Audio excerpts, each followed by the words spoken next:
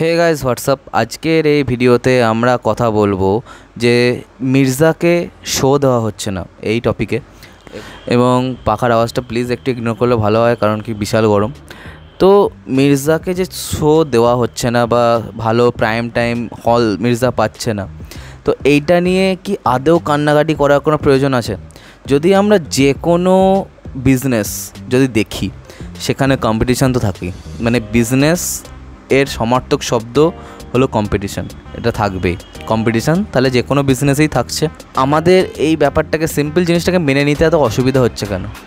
যখন কেউ একটা ইনিশিয়েটিভ নেয়, একটা বোল্ড ইনিশিয়েটিভ নেয়, তখন তার পাশে সবাই আছি বললেও পাশে কিন্তু তাদের কেউ থাকে।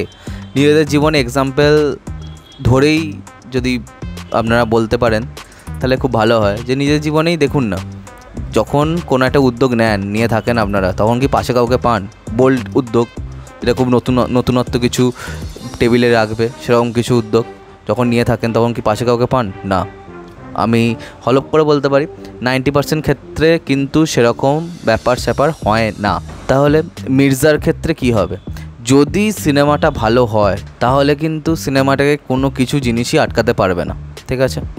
এবার বড় এক্সিবিটার, যারা সবথেকে বড় এক্সিবিটার, এবং তারাই সবথেকে বড় ডিস্ট্রিবিউটার, এবং তারাই সবথেকে বড় প্রোডাকশন হাউস, তো এইগুলো যদি একসাথে থাকে, মানে মোনোপলি কিন্তু হতেই থাকবে, ঠিক আছে? আর এটা সত্যি, তোমাদের ছিল না, তোমরা করতে পারোনি, তারা করেছে, ঠিক আছে?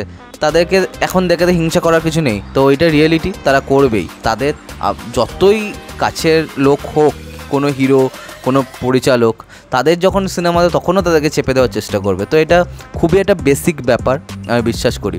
এবার যে হিন্দি সিনেমাগুলো, সেগুলোকে নিয়ে তো হাইপ সেরকম নেই। এবার সিনেমাগুলো এক হতে পারে খুব ভালো হয়ে গেল, তখন না একটা প্রবলেমের কারণ হয়ে দাঁড়াতে পারে। কিন্তু যদি মির্জা সিনেমাটা খুব ভালো হয়ে যায়, যদি আউটস্ট্যান্ডিং হয়ে যায়, যেটার জন্য আমি তো খুবই আশাবাদী আমি, তখন কিন্তু কোনো কিছুই এই সিনেমাটাকে আটকাতে পারবে না।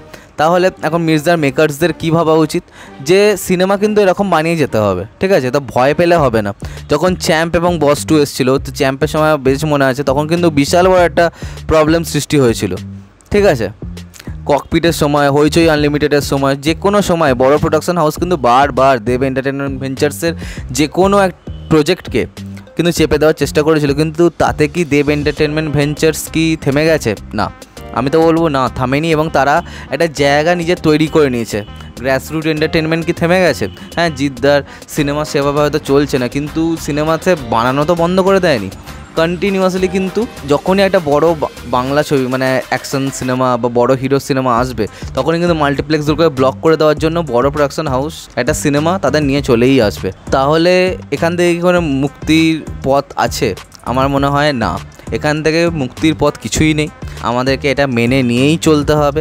এবং ইন্ডাস্ট্রির পাশে দাঁড়ানো তখনই যাবে যখন বাংলা অডিয়েন্স যে মির্জা শো পাচ্ছে না, এই টপিকে যতগুলো ভিডিও হয়েছে, সেই সমস্ত ভিডিওগুলোর যে ভিউজগুলোকে যদি কম্বাইন করে দেখা যায়, তাহলে মোটামুটি 2 লাখের কাছাকাছি মনে হয় ভিউ আছে। সমস্ত বড় বড় চ্যানেল, অরিত্রস জ্ঞান হোক, রূপমস রিভিউ হোক, অভ্র আনপ্লাগড হোক, যত বড় বড় চ্যানেল আছে, সেখানে যদি যদি ভিউগুলোকে কাউন্ট করা হয়, তাহলে 200K না হোক, অন্তত 150K তো হয়েইছে, মানে 1.5 লাখ লোক দেখেছে। এবার যদি ওই 1.5 লাখ লোকের অন্তত 50%ও প্রথম দিন গিয়ে সিনেমাটা পয়সা দিয়ে হলে টিকিট কেটে দেখে, তাহলে এবার হিসেব করে দেখে নিন যে প্রথম দিন ফার্স্ট ডে কালেকশানটা কত গিয়ে দাঁড়াবে, ঠিক আছে? আর যদি একটা সলিড ওপেনিং না নিতে পারে বাংলা সিনেমা, তাহলে তো সেরকম, মানে একটা কমার্শিয়াল সিনেমার জন্য ফার্স্ট ডে ওপেনিং নেওয়াটা কিন্তু খুবই জরুরি। সেক্ষেত্রে আবার হিসাব করে দেখে নিন যে যতজন এই যে ভিডিওগুলো মির্জা শো পাচ্ছে না, মির্জার সাথে চক্রান্ত করা হচ্ছে, জাস্টিস ফর অঙ্কুশ, এই টাইপের ভিডিওগুলো যতজন দেখছে, তারা তো সিনেমা হলে যাবে। তো এটাই একটা ভাবার, যে বাংলা সিনেমার পাশে দাঁড়াতে হলে ইন্ডাস্ট্রি কিন্তু কখনোই দাঁড়াবে না। যদি বাংলা সিনেমাকে বাঁচাতে হয়, অডিয়েন্সকে এগিয়ে আসতে হবে, অডিয়েন্সকে দেখতে হবে সিনেমাটা। এরপর মেকার্সদের ওপর, মেকার্সরা যদি সিনেমা ভালো বানিয়ে থাকেন, সিনেমা চলবে, আর না হলে কিছু করার নেই। ওয়ার্ড অফ মাউথের ওপর মির্জা কিন্তু অনেকখানি ডিপেন্ড করে আছে, তাহলে সিনেমাটাকে কিন্তু ভালো হতেই হবে। এবার দেখা যাক আলটিমেটলি কীরকম কী দাঁড়ায়। আমি আশা করছি সিনেমাটা ভালোই হবে। আর যখন মির্জা হিট হবে না, তখন কিন্তু অনেক আরও অনেক হিরোরা কিন্তু চাইবে যে এরকম সিনেমা করতে, মানে কমার্শিয়াল সিনেমা করতে, কারণ টেকনিশিয়ানদের কথা তো ভাবতে হবে, কারণ তাদের কিন্তু এখন খুবই দুর্বিষহ অবস্থা হয়ে দাঁড়িয়েছে। এবার দেখা যাক আলটিমেটলি কী হয়, আর সিনেমাটা কেমন হয়, সিনেমাটার জন্য আমি কিন্তু বেশ আশাবাদী আছি, দেখা যাক। তো আজকে আমাদের ভিডিওটা এখানে শেষ করলাম। কমেন্ট করে জানাও তোমাদের কী মন্তব্য এই ব্যাপারে, আর তোমরা কমেন্ট করে জানাও যে সিনেমাটাকে নিয়ে তোমরা কীরকম আশাবাদী, কোন জিনিসটা তোমাদের সবথেকে ভালো লেগেছে, আর সাবস্ক্রাইবটা প্লিজ করে দাও যাতে আমার সাথে তোমাদের আবার দেখা হয়। Bye bye.